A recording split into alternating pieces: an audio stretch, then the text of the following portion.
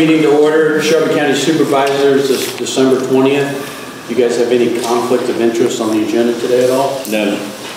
Okay. Before I have to ask for a motion to approve the agenda, I'm going to put in after item 6, compensation board recommendations with no action. I see he's not here yet, but if he does come up, we'll slide him in there, okay? With that, do I have a motion to approve the agenda with that addition? Motion. Second. Motion by Charlie, second by Darren. All those in favor say aye. Aye. Aye. Motion carried. Had a chance to look over the claims. I had a couple of questions that Angel had answered, but other than that, I didn't have anything else. A motion to approve the claims as presented then? So moved.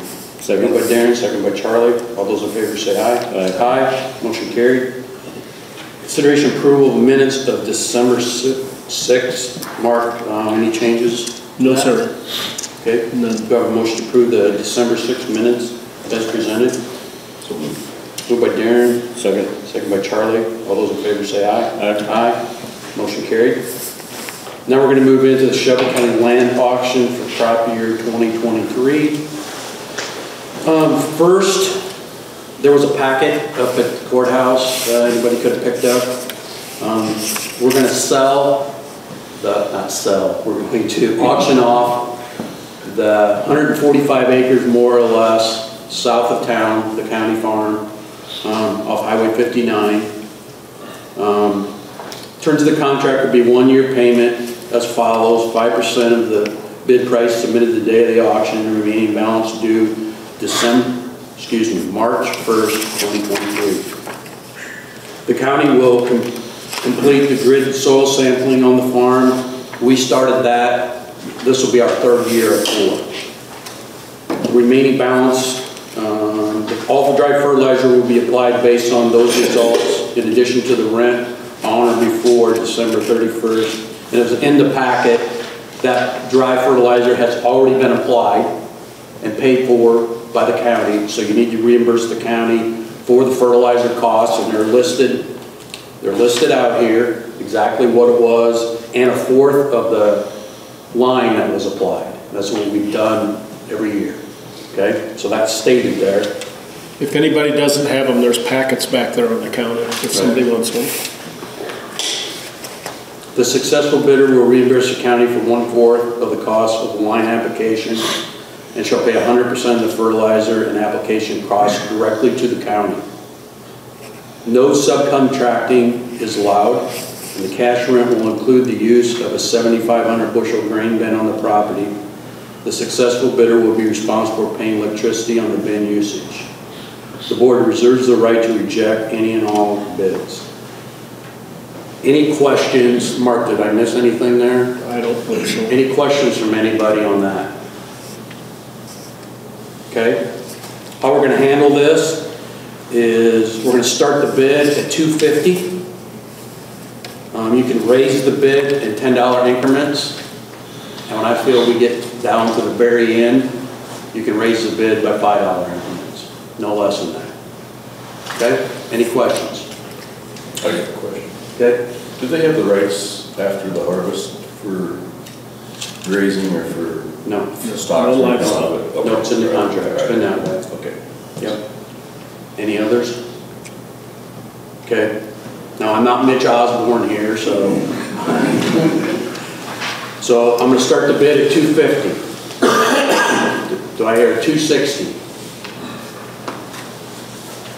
Will you help write this down too so we can keep track of that? Do I have $260? $260 over here. Do I have $270? $270 for the county farm. $270. $280. $280. $290. $290.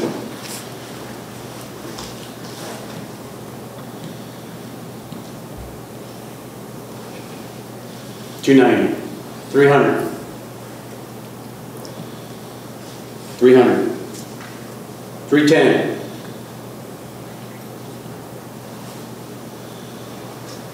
$310. $310. $320. $320. 320, 330, 340, 350, 360, 370, there are 370,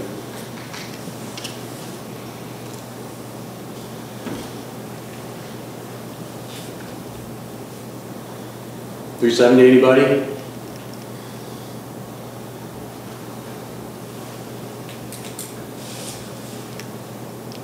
Going once, 370, 365, 365. Last call, 365.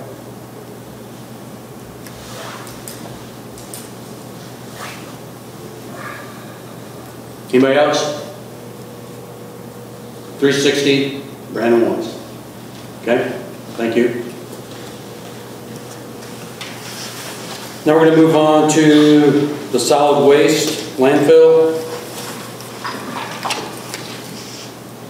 Really the same terms as what I said before.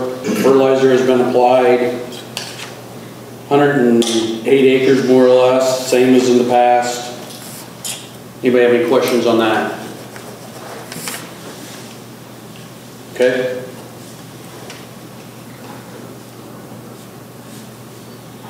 So we'll start the bidding at 250. Go ahead, 260, 260, 270.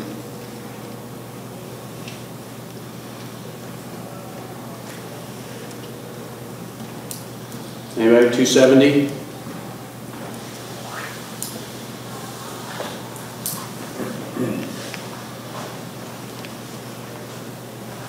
$270?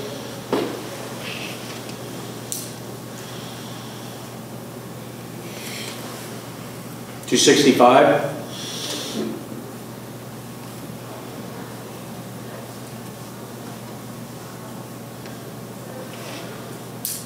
Got some buys here today, guys.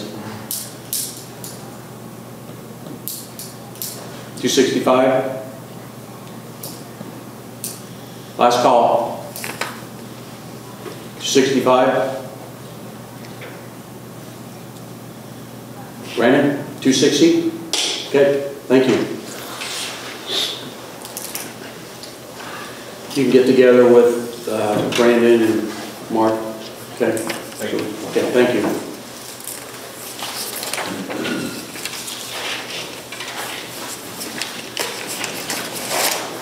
Okay, going to move on to department head's report. Brandon, secondary road. Good morning. Good morning.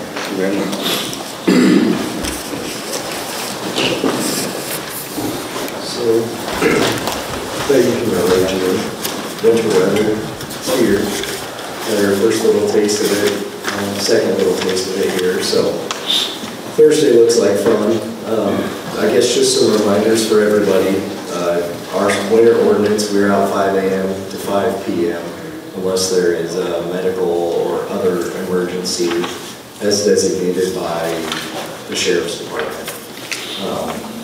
We'll be out from 5 a.m. to 5 p.m. unless it's unsafe for our operators to be out if we're snow blind or something like that. It looks like, from everything I've seen, Alex, you've seen it too, it's extreme driving conditions all day Thursday. Starting Thursday. Yeah. Wednesday night and then Thursday all day. 50-mile-an-hour winds and 6+ inches of snow. Yeah. Don't you want to be out? Right. If you have to be somewhere, please make plans to be there ahead of time. We've already got some calls in the office about availability of people to plow you out. If you have to be somewhere, please plan ahead. If you don't have to be anywhere, please stay home, get some groceries, get ready, and hunker down. And it looks like Friday afternoon or Saturday, we'll be out all day those days, getting out. So, yeah, winter in Iowa. Next week it's back in the 30s, almost 40s. So, short storm, but we're ready and we'll tackle it as best we can. So I guess moving on from that, Chris and I were at the engineers conference end of last week. Very informational, learned a lot of things there, pick up a lot of stuff. One of the things I guess they kind of dropped on us is bridge inspections. There's drastic changes coming in that. The old bridge inspection manual was about that thick. The new one's about that thick. And the information gathered used to fill 1 page. It's 3 to 4 pages now. And it's nothing we can do. It's just going to take some more time, especially the initial inspection, moving to that system. And then there's some emergency vehicle ratings that are going to play into that too. Never really decided when and what, but it's just another unfunded mandate that you shall comply with by the state. So we'll take care of it. Just another thing to take care of, I guess. Other than that, in the office, working on a budget, 5-year plan on presenting mine next week sometime, and then meeting with the Iowa DOT Civil Rights in our office this afternoon for Title VI compliance for land projects and stuff. It's more of a review of our policies to make sure we're doing everything we need.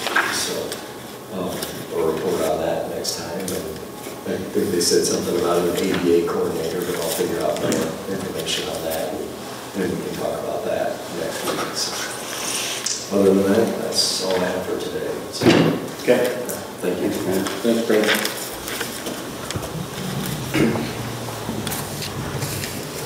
Any other department heads today? Okay. Brent Sheedy, Shelby County Insurance Policies for the upcoming year. Good morning, Brent. Morning.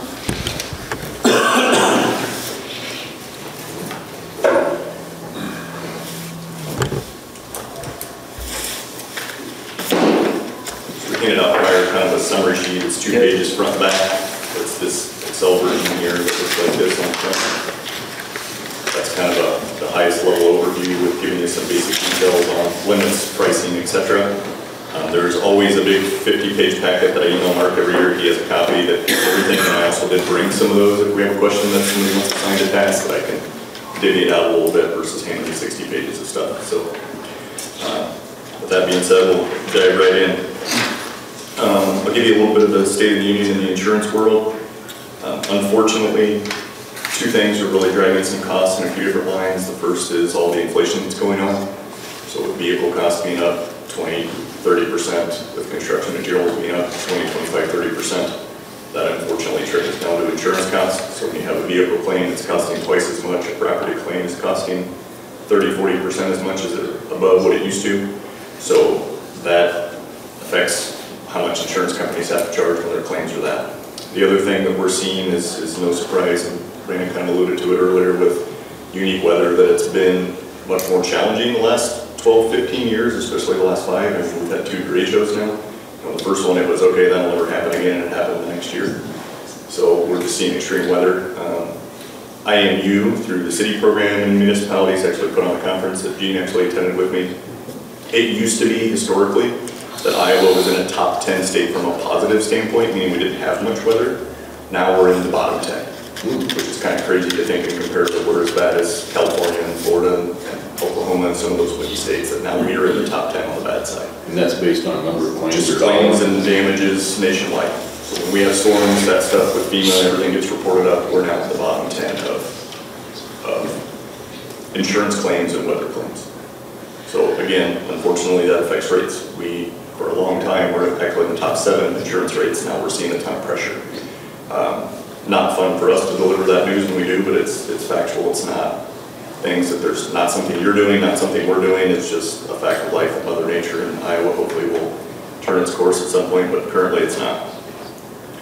So that's probably the biggest impact that we've seen is on property rates. There are some other lines, and as we go through them, we'll kind of talk about those as well versus jumping ahead and coming back. We'll stick on property. Insurance carriers currently don't, to be frank, quite know how to handle how much inflation to put on your policy, meaning a policy in the past for the last 20 years that I've done it, we'd see a 2, 3, 4%. If your limit was 1,000 a day, it would go, to 1,040, just to keep up with making sure you had an adequate limit.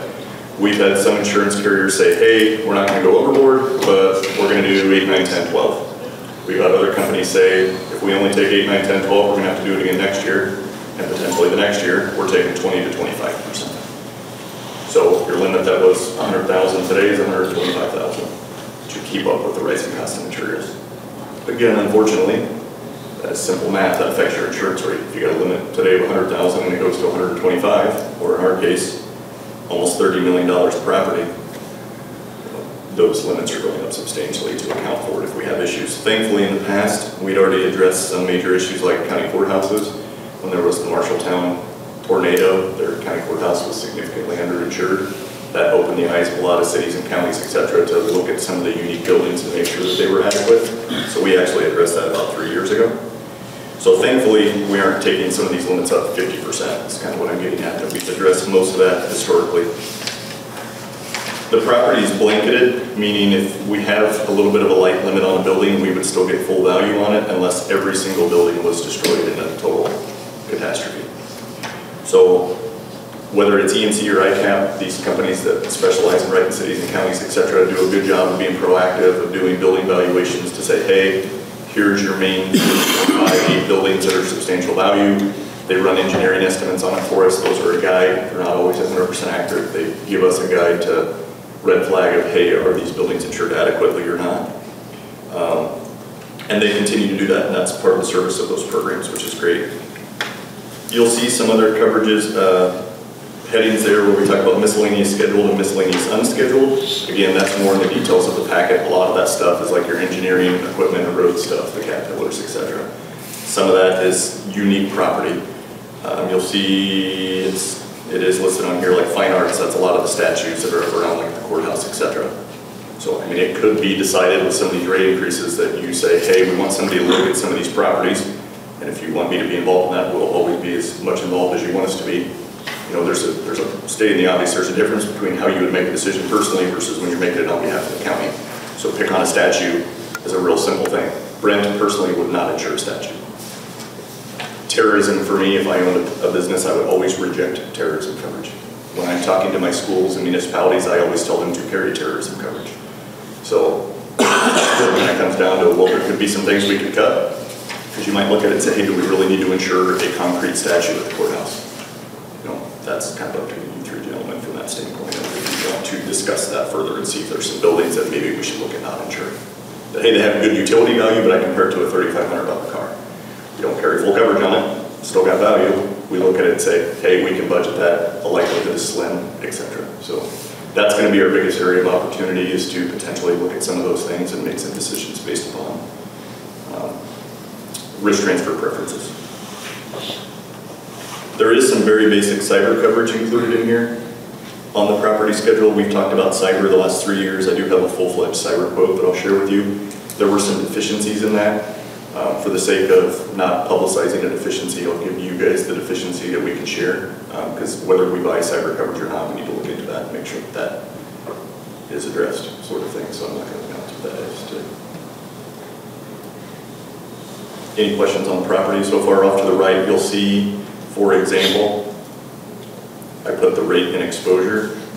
So ICAP, I think, to be frank, is a little light on the exposure side. That's mean they increase your building limit 6%. I think we all know that's probably not enough, but with everything else going on, they do leave some leeway and flexibility because it's blanketed to have you guys have some of the onus in that as well if you wanted to do more. The 20% of the rate is claims history. Not specifically Shelby County, but all counties and members in Iowa. So overall, the property around there went up 26%, which is extremely substantial, and I don't discount that at all. General liability is pure rate. There is not a ton of exposure changes in that. Every year ICAP has touted that. You got very standard 1 million, 2 million limits. Again, there's a little bit of cyber liability built in, but that's very simple cyber coverage versus a full-fledged cyber policy. One reminder on the property you'll see in between that is we have acquired twice and actually last year on changing our deductibles. I did re-inquire to make sure that has not changed, but when we looked into it last year with how a pool works versus insurance and the way the reinsurance works, increasing your deductibles had no impact on premium. So that's usually a simple thing. Is that just on the vehicles? Property and the vehicles. Normally in a business, your guys' size, I would recommend probably at a minimum $5,000 property deductible. Now we're seeing more $10,000 to $25,000 deductibles on these big buildings. Again, when we inquired and they say there's no rate reduction, there's no reason to take on the risk if they're not going to give us a premium relief on it. So I've inquired again because reinsurance this year has been extremely challenging. We got some renewals that we were getting them very, very late in the game because they had not heard back on reinsurance yet. The ICAP pool already had. So I emailed them asking just to make sure that had not changed. I don't anticipate that it changes. If it does, I'll come to the next meeting and present that, stating that, hey, it actually does present some savings, here's what it is, but in the past it is not. So my anticipation is that it unfortunately doesn't help us reduce any money on the cost side. It just don't seem reasonable. It doesn't make If you're going sense. to double or triple the deductible, we don't see any rating. Yeah, and so I can do my best to give you the very complicated answer. The very simple answer to that is pools operate a little differently than regular insurance companies do. I mean, this is all reinsured and there's no crazy risk that you're taking on by being part of a pool with ICAP. It's been very stable. It's been around a long, long time. They negotiate on total behalf of the pool differently than insurance companies do. Whereas like EMC writes the city, for example, and they proactively like, hey, take a bigger deductible. Their reinsurance is different than how ICAP does it. Pros and cons to that. The pro is, hey, you get a lower deductible when you have a claim. The con is, if you're looking for rate reduction, from a deductible standpoint, it's not there. So, I mean, because I reached out to Frank earlier and I told him, you know, we're starting our budget process. We're looking at trying to keep budgets under 5.5%, and then we get a 23% insurance increase. What areas can we look at to bring that down? And so what I'm hearing is just non-insure some things. Unfortunately, yeah. You know, that's not fun for me to say either. I'm a let's brainstorm and think of every option and talk through things. And I love comparing deductibles. This is a pet peeve of mine. I look at deductibles like an ROI, return on investment of, hey, if it saves you this much and it's this many years, Yeah, what's the likelihood of? We're taking that risk. Yeah. So I love crunching those numbers and doing that analytics and GMO tests. We do that with the city all the time with, hey, here's options, and what if we do these deductibles, and okay, we've had this many claims in this many years, here's your risk, should we, shouldn't we? That's part of what I enjoy about helping customers, but in this case, with how they negotiate reinsurance, if we take a higher deductible, there is no savings. So if we took building A, instead of not insuring it, would we cut the coverage in half? Mm-hmm. So there's really three ways that you can insure. You know, there's different categories. So for this specific category, I'll say there's three ways. Full replacement cost. If dirt burns to the ground, what's it going to cost to build it? That's replacement cost. A lot of times our customers will buy a house and they'll say, let me use round numbers. I bought it for 100. That's what I want to insure it for. Well, that's market value. That's not construction value. So we have to talk about, hey, you need to insure it for 375 because that's what it would cost to build. That's replacement cost. You do have the option to take a depreciated settlement, actual cash value, to say, hey, that building has the value, it's older, we want to cut our limit down. Generally speaking, I strongly urge against actual cash value because it's only a premium method. When you have a claim, you're very unhappy. I always use wind as an example because everybody thinks total loss. So in a total loss, if a building is gone and you get a settlement, you're like, oh, that's great. That's a fair settlement for that old building. Most claims are partial.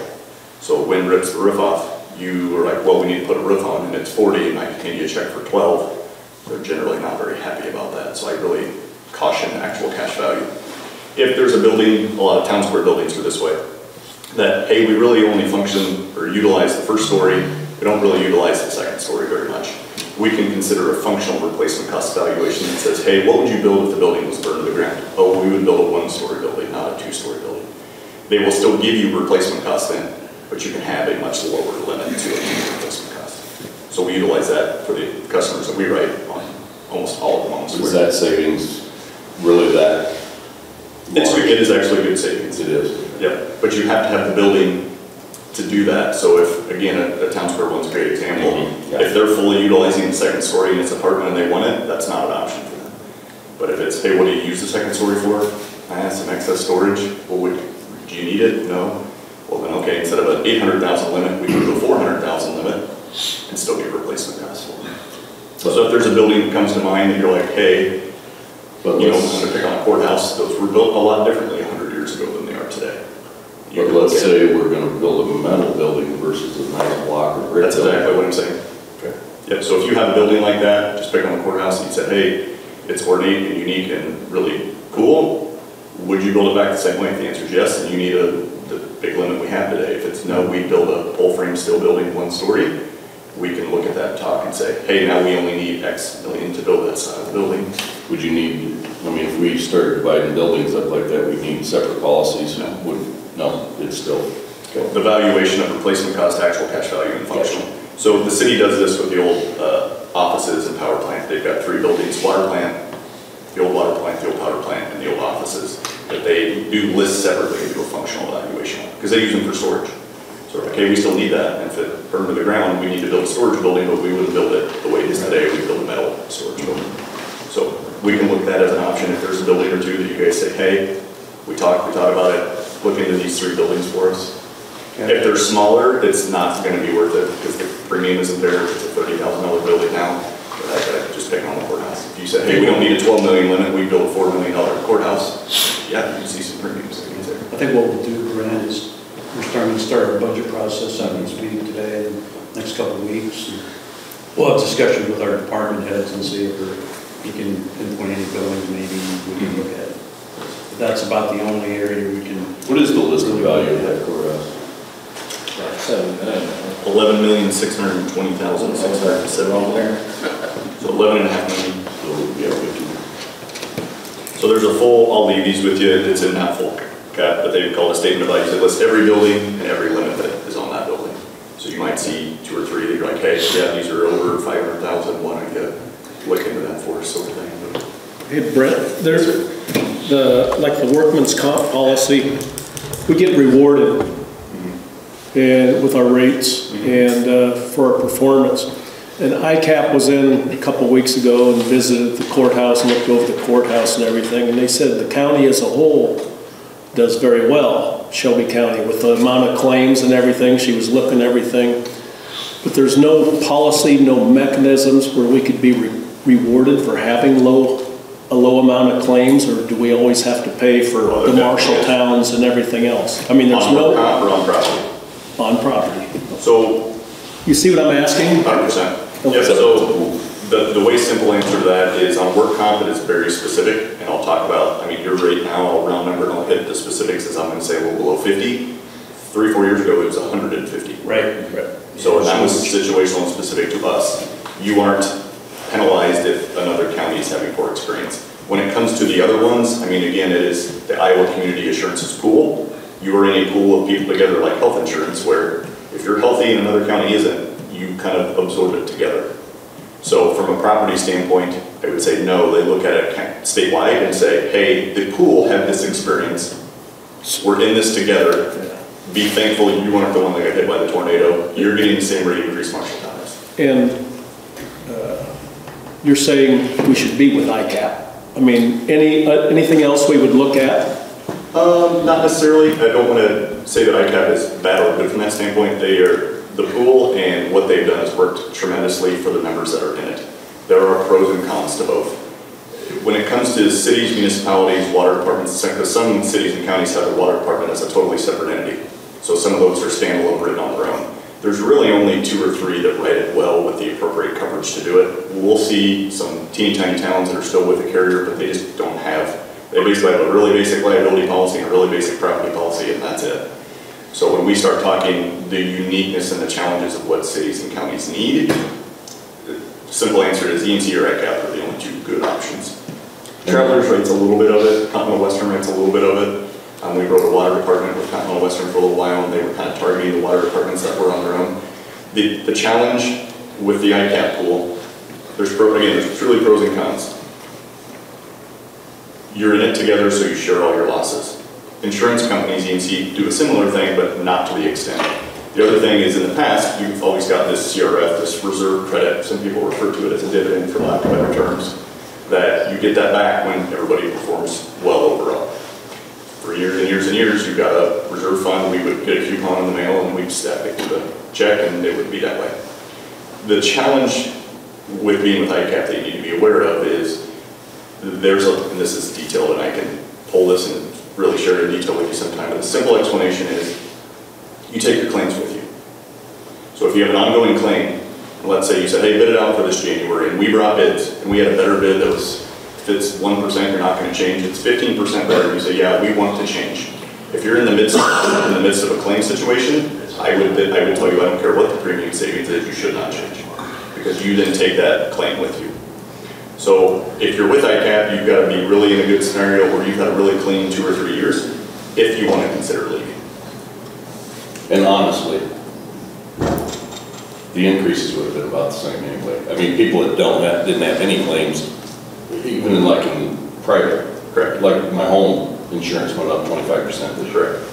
I mean, I don't think you're going to see that much of a savings. Yeah, the good thing is that they both do such a really good job. Most of the time when we bid it out, they're within close enough that people say, hey, I'm not going to change. We bid the cities out before, like WCA and done the stuff and done all the audits, and they look at it and they say, you know, the EMC's been good to us, and they do a great job. ICAP does a great job as well. They both do really good jobs. It's just that nuance that when you're with ICAP, it's not as easy to leave the pool.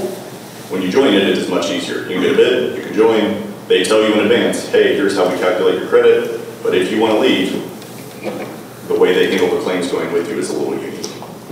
So, again, when you have 2 people that do it both well, they compete and they're roughly the same cost, pros and cons to each. There's times where it makes sense for members to maybe go back and forth, but that's the challenge of when you're with ICAP if you did want to pursue another option. Thank you.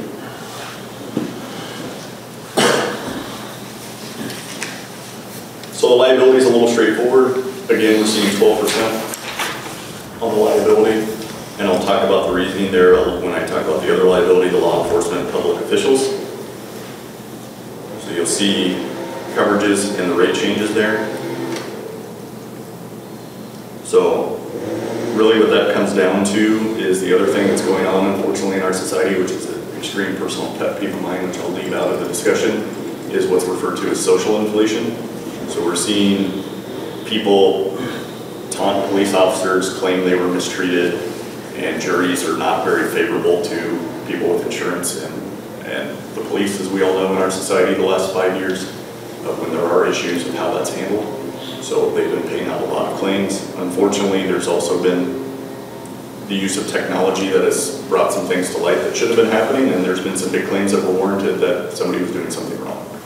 So that's what's driving that from a cost standpoint, both with general liability, but more so with the professional type coverages. On auto, standard limit is $1 million. Most of these programs, similar to EMC's, is a $2 million limit for liability, and then you have excess over it.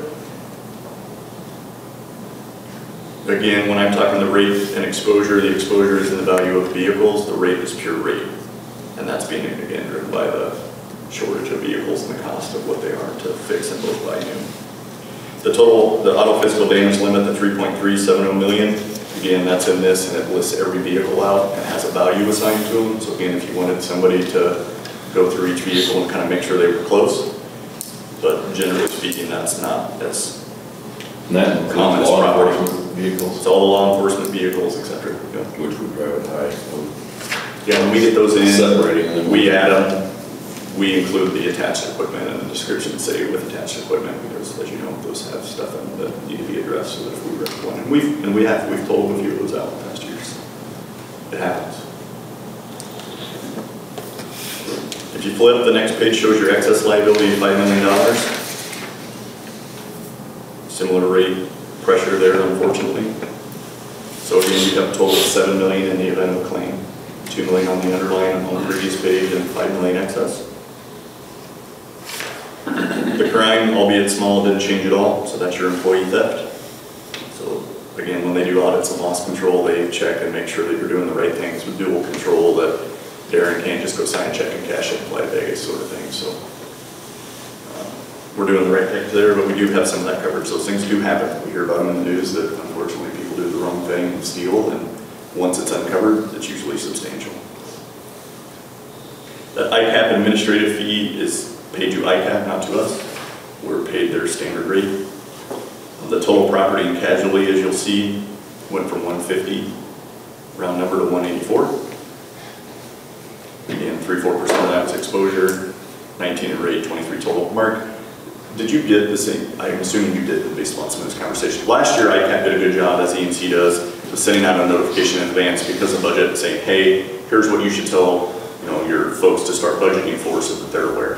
They did it last year. Did they not do that this year? From memory, I didn't see it. I wanted to make sure they just didn't send it direct.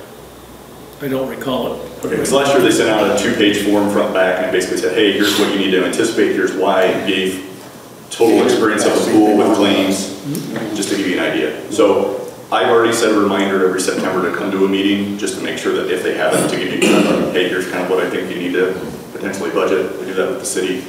ICAP in the past has kind of sent out a thing direct and CC'd us in. Since I didn't see it this year and we're sending out this month's been increased, I'll just start coming every September and making sure that you're aware.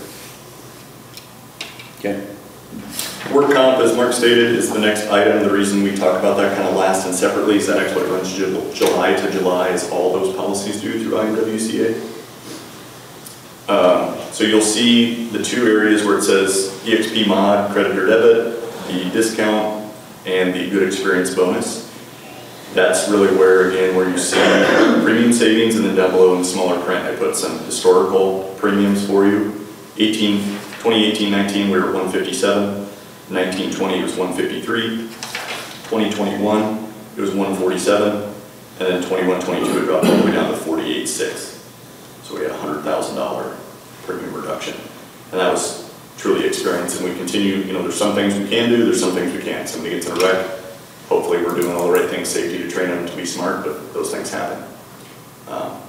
We've always gone to safety meetings.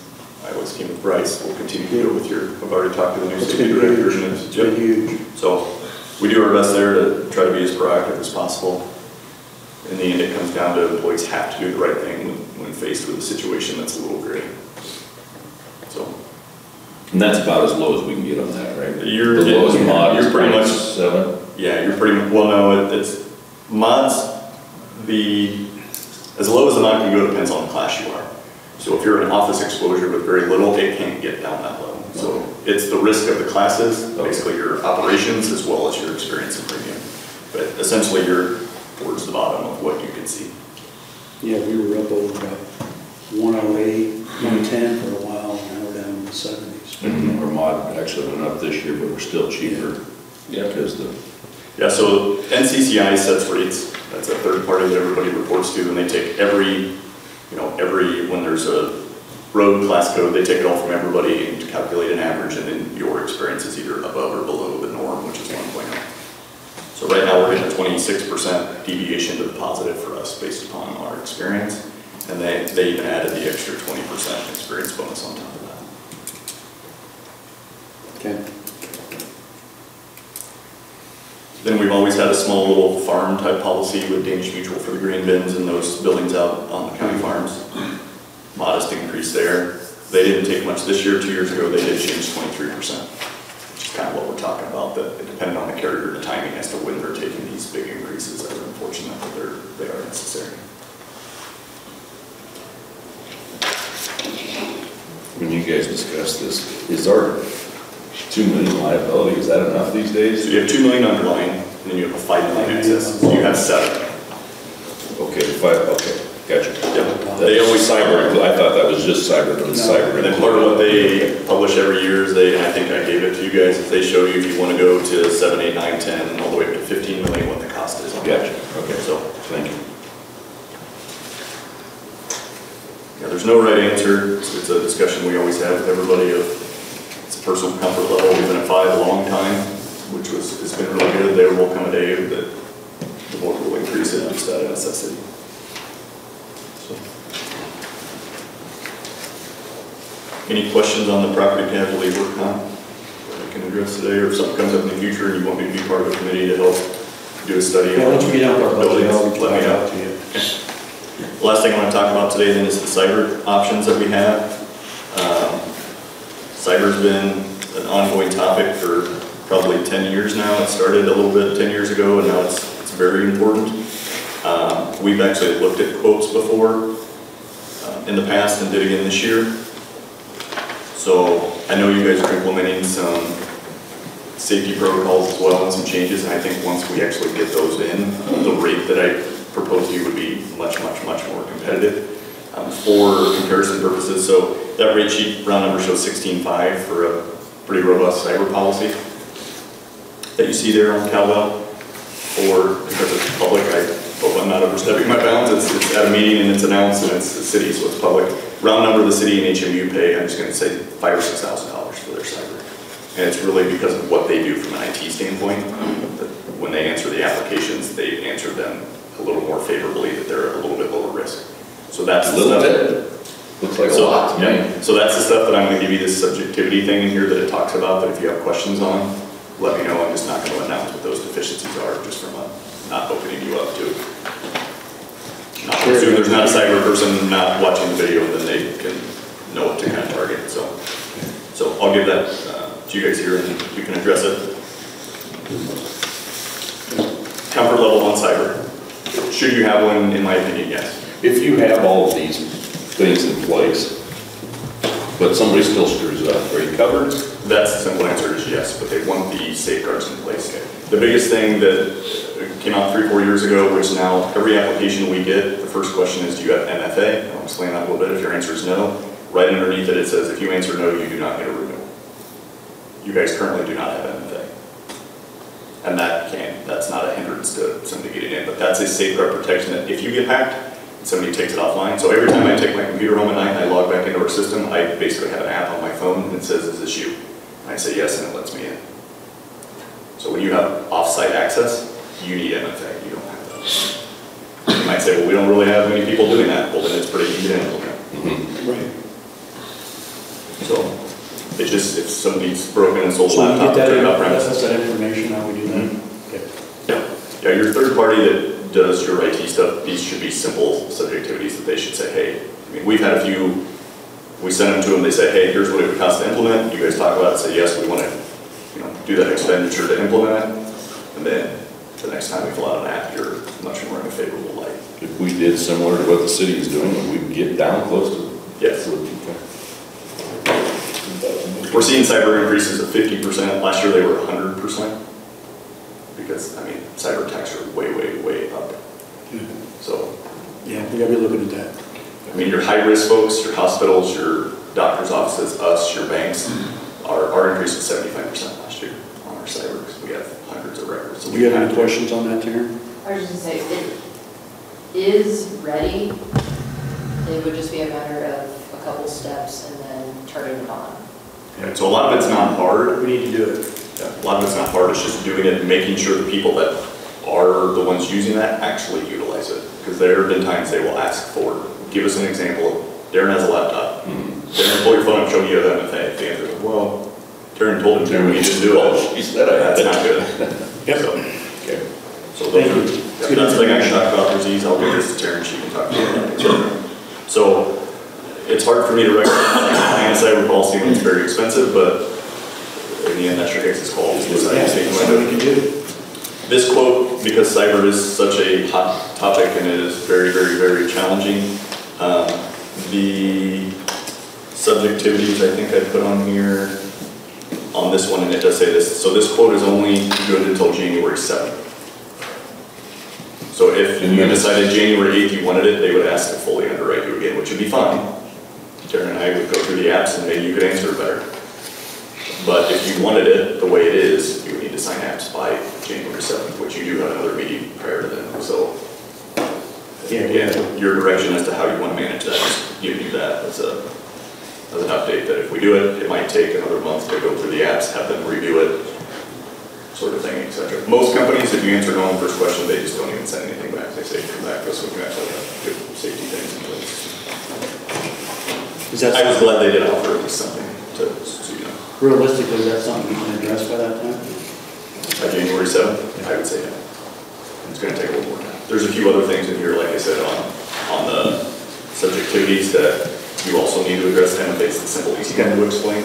Okay. So, but yeah. I'm also not an IT person. Terry may look at this and say, well, that's easy, that's a 2 second. I don't know. But if you do it in the middle of the contract, you can What we would do actually, if it was midterm, sometimes we would go to all of our markets. So ICAP has access, but we also have access to other markets they don't have, and I would bid it with everybody.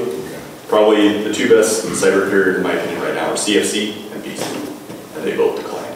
So I would go back to that, and I knew they would, but we sent it to them anyway. So we fix all these things, and it's April. You're like, hey, let's be proactive. I'll just go get a bid then and come to the supervisor's meeting. But until they're addressed, I can't fill a bid from them. We just need to get it addressed, however fast we get it done. That sounds good to me. Okay.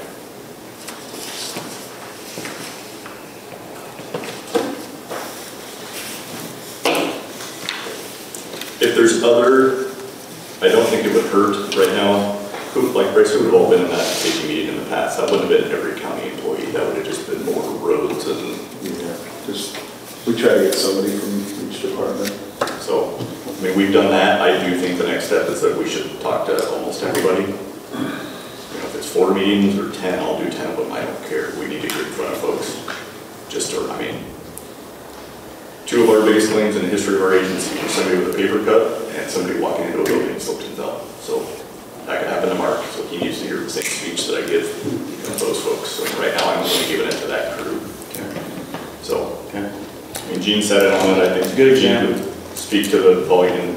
We do it for the school, the city, the county. We'll do it for anybody who wants it. I think it resonates pretty well with folks. I take kind of a no-nonsense approach. And short and sweet. And Well, it's been working here. You agree, Gene? Yeah. Okay. we're willing to do that. I just need your help. And hey, come in and there'll be everybody in the courthouse Monday at 7:30 or 9:30 or we'll do it on whatever, whenever and wherever is on. What's something you put in front of our safety coordinator? Yeah. So just let me know. But I think it needs to be more than just that crew that we're doing now. Right. So let me know when and where, and I will be there. Okay. Appreciate the suggestions. Right. Okay. Thank you. Appreciate Thank it. you. I've got everything I need signed. Mark, will you have that claim checked by before the end of the year? Not this year, we have to sign. Yeah, when I get all my help back, we should be able to. Okay. Just if you weren't, it's no big deal. It's just a simple form we had to sign, and then they're good with it. So. We'll have meetings next week, and so they'll be able to okay and sign the check. Okay. Okay, thank you. Yep. Next on the agenda, compensation board recommendation. Rod? Good morning. Good morning. You're not gonna be that windy, are you?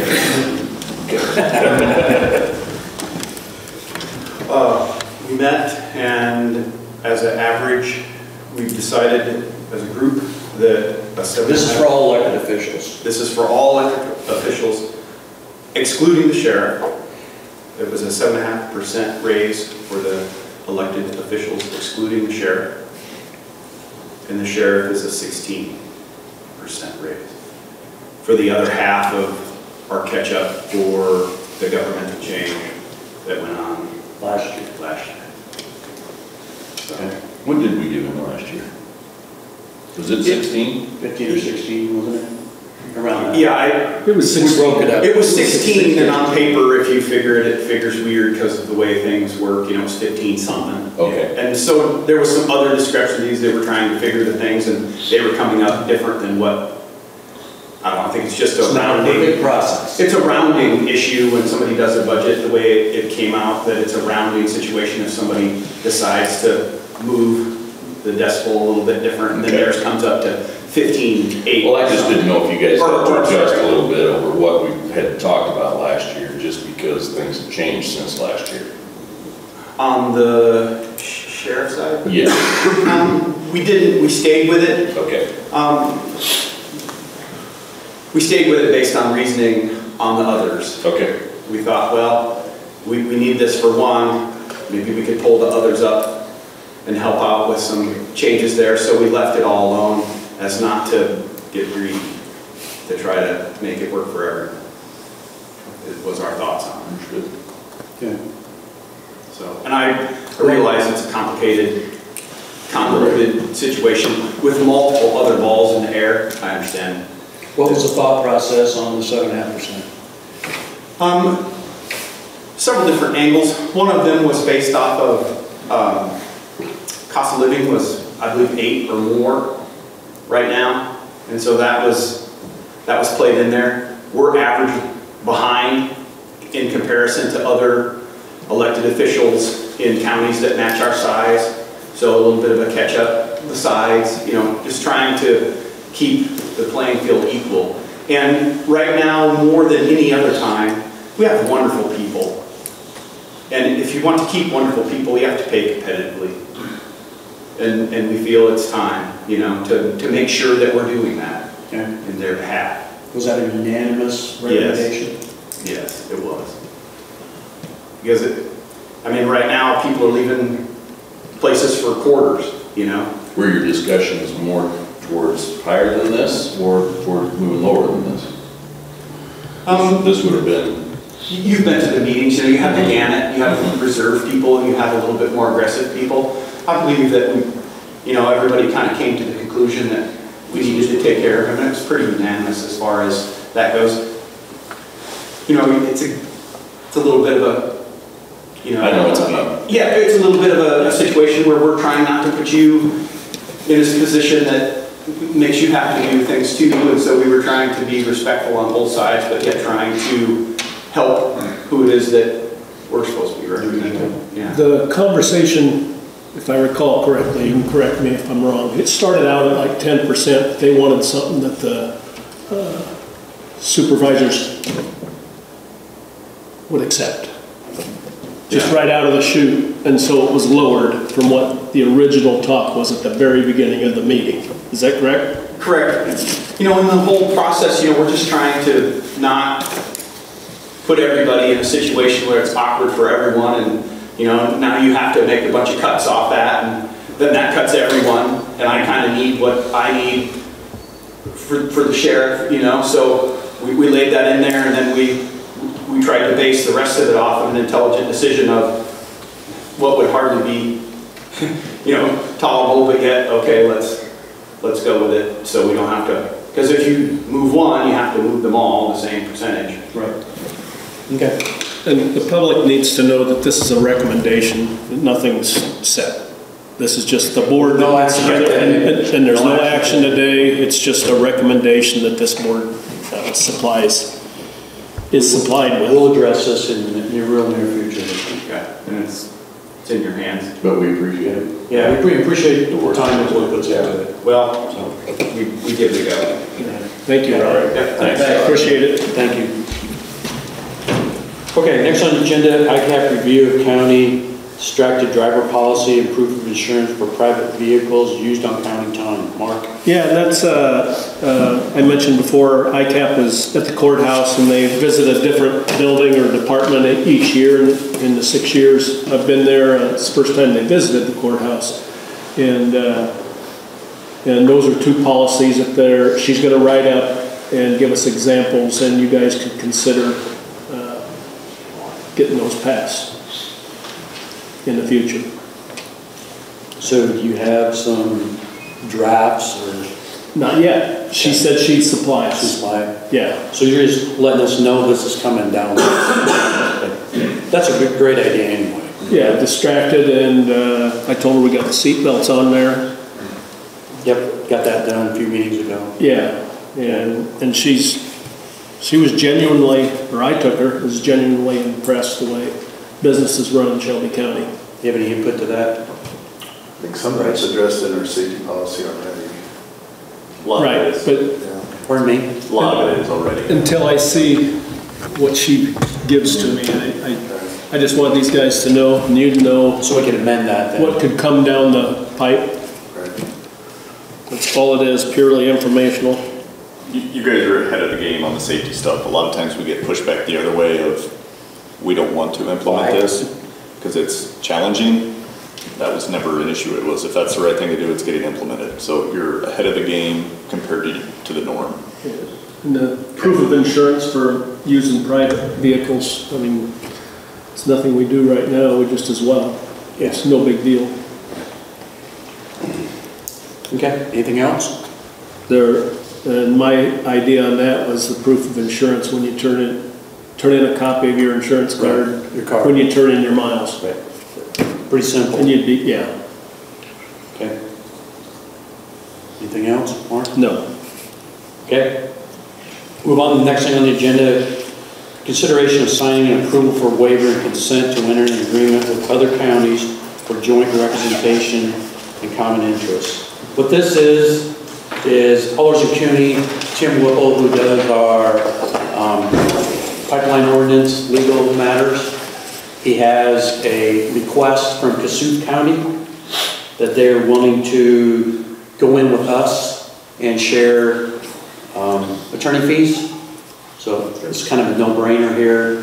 This is something we've been hoping would come about, and I also know that after the first of the year, there could be probably be some more interest of more counties wanting to be a part of this pool where Allers and Cooney and Tim Whipple would represent us at the IU Utility Board on the items there that we're intervening on, so we would share costs. No-brainer. Any questions from anybody on that? So do I have a motion to enter into that agreement? Motion. Second.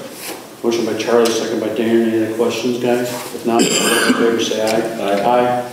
Motion carried. Thank you.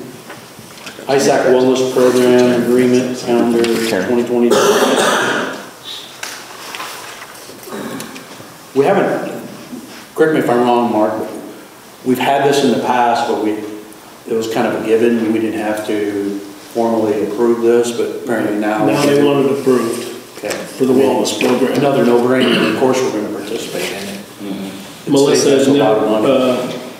had you ever had to go to a wellness seminar in Des Moines? You did attend those. I thought that was new too, but she brought back paperwork that needs to be filled out. It's a good idea in today's world to have it for improvement. Yeah, and we've been doing this for 4 hours on the board. Yeah. I mean, right now I'd say it's close to $50,000 with the help of all the employees. So it's been a great asset for our health insurance premiums. Okay, do I have a motion to approve this agreement and move forward? Motion. Second. Motion by Charlie, second by Darren. All those in favor say aye. Aye. Motion carried. Set hearing date and publication for consideration of a resolution officially establishing EMS, which is Emergency Medical Services, Essential Services Advisory Council in Shelby County. Would you want to give us an update? Yeah. Alex? Yeah. I'll just say, we've probably been working on this as an ad hoc committee for at least 6 months. If not longer, yeah. Mayors of the towns in the county, volunteers, EMA, EMS, the hospital, all the stakeholders on how we're going to move forward with the lack of volunteers, not just in Shelby County and nationwide for ambulance service, and our local ambulance service is going to be retiring here in the next few years, and so we're trying to get things in place so we can have a smooth transition here and what that looks like. Right.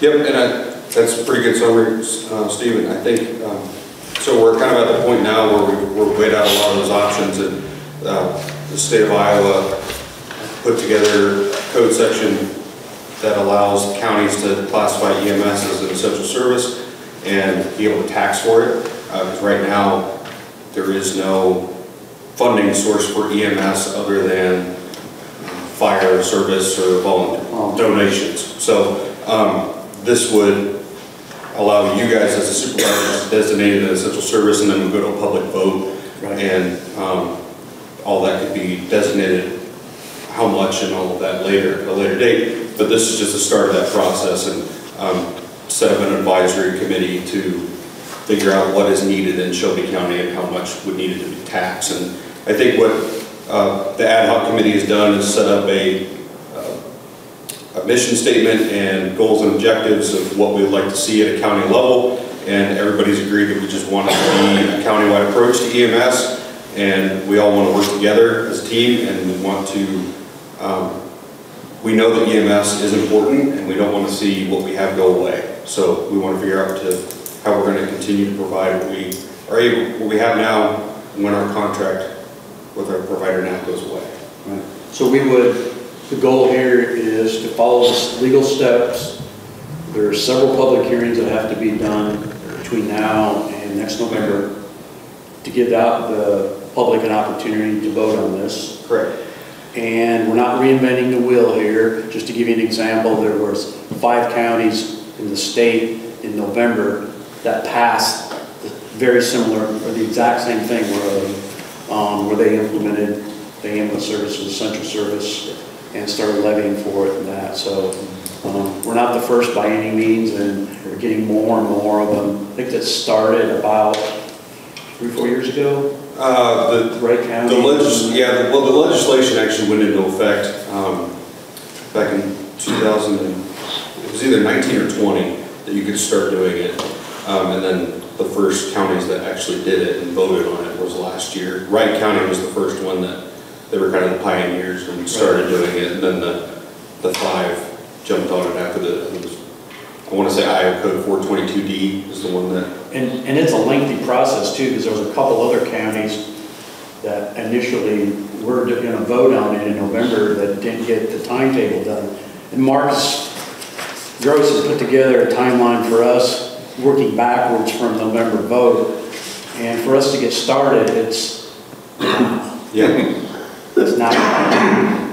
So we have a lot of different things to legally meet the criteria and give people. So what does this advisory council look like? Is it pretty much the same as what your ad hoc committee looks like? If I understand correctly, this first hearing that we're going to have isn't mandatory, isn't required, but what it does, it sets up, it formalizes the committee that's been meeting. So, Is what it does. there's no. And it gives the public an opportunity to comment and say what's going on. It's just one more. And for getting the resolution prepared and out there to have the public hearings for central services. Right. And you already got that drafted, right? Correct, yep. And there's no, and to kind of get to your question also, there's no Iowa code section that says who has to be on the advisory council. I know that the committee that's been meeting and talking about EMS in Shelby County, they're going to work on making a recommendation, because that has to come from you as the board of supervisors. You guys make an advisory council. We're going to make a recommendation on who that committee thinks should be a part of that, but ultimately it's up to the board of supervisors to set that. And once we get to that point, we'll let you guys know who we think should be on it. I know other counties, from feedback we've gotten, say it shouldn't be more than a 7-person board. 5 to 7 people, just because of getting things done. Yeah, you don't want to have 20 people and everybody has their opinions. But it would mostly just be stakeholders, then it wouldn't be anybody outside. Yeah, most people, what most people have done is it's been volunteers, any local hospitals, mayors, a board of supervisors rep, people that know EMS and are going to understand EMS, EMA. or EMA chair or something like that. Yeah.